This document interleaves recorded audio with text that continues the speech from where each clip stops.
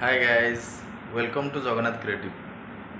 आज आप जापे आज कौन आज हूँ मार्च 20 तारिख। मार्च 20 तारिख कौन ना हूँ आमर पखाल दिवस। आज आम या सेलिब्रेशन करने जावा। पखाल आज कौन कौन सब खाଇବା सब बनाई कौन आइटम सब रखाई आम जा देखा ये ब्लॉग रे।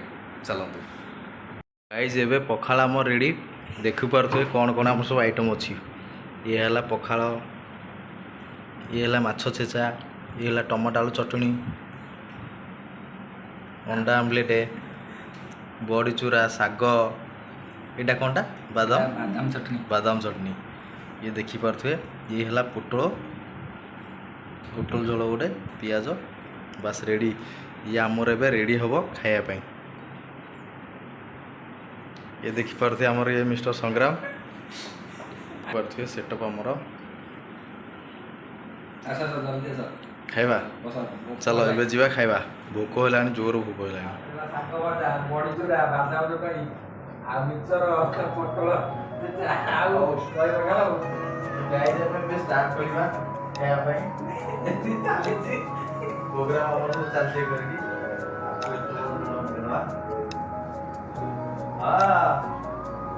खाइब जदि पलि आस भारी टेस्ट। खाइब जदि पलि आस